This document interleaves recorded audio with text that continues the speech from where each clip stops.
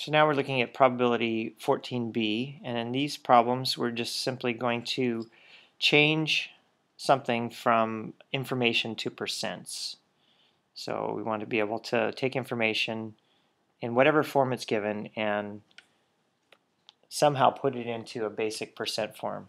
So the first one is pretty simple because they start with 100 students and 87 said they owned a CD player, and so the question is, what percent is that? Well, they really gave it to us because what a percent is a number out of 100, and if it's 87 out of 100, that simply is 87%. So that was pretty simple. Now the next one, again, is fairly simple, but not quite as easy because we have 50 students surveyed, and 19 said they had a soft drink for breakfast.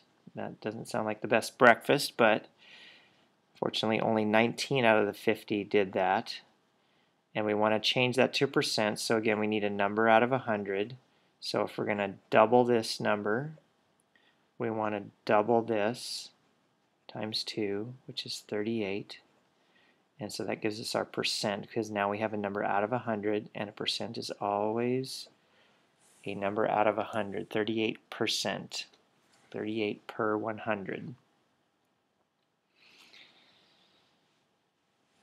Alright, so things are going to get a little bit more difficult with this one. Now we have 150 students surveyed, and 23 of the 100 said they walked to school, and we want to change that to percent. So now we have 23 out of 150, and we really want that to be a number out of 100. And there's a couple ways to do this one at this point. One way would simply be to use a calculator and to take the 23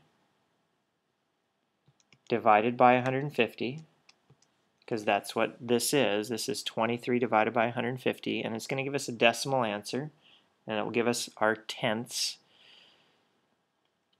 and hundredths. So we're going to go to the hundredths place, two numbers after the decimal point, and look at the next one. And so this is 15.3 100ths, or we're going to round it off in this case to 15 100ths approximately. And so that gives us about 15% in this case. And so that's one way to do that kind of problem. Now we could have, if I just wanted to take that answer that I got and multiplied it by 100, that'll actually change it to the percent. So this is really, if we want to be more accurate, we'd say 15.3 with a line over the 3 because it's repeating. 15.3%. Be a little bit more accurate if we wanted to do that. But rounding it to that is a good approximation.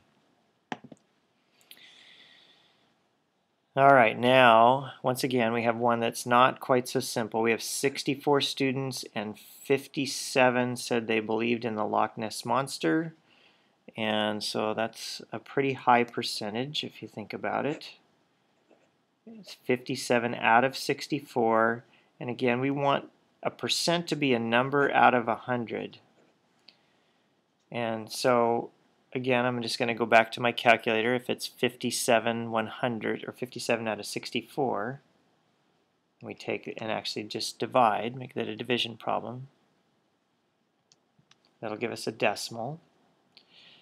And if we multiply that decimal times 100, that will move the decimal point over 2 places for us and give us the actual percent, 89.0625. So right here I'm just going to write 89 as my 89 100ths, rounded off, which is about 89%. And again, if I wanted to be more accurate, I could actually put in those numbers, 89.0625.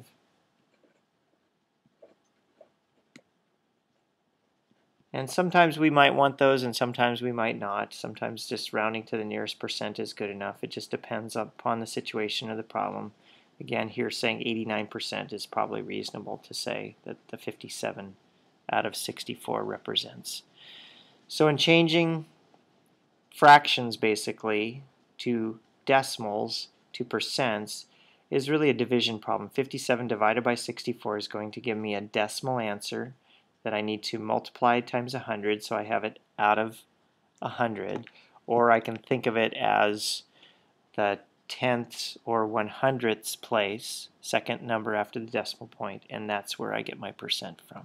So you can use it from the calculator, or you can multiply through by 100 and get your percent with a decimal answer if it's not a nice, easy one. The first couple were pretty straightforward and easy ones, so I didn't really need to do any calculating. I could do most of this just by changing it to a number out of 100 and then get my percent. So important with probabilities to be able to handle percents and decimals.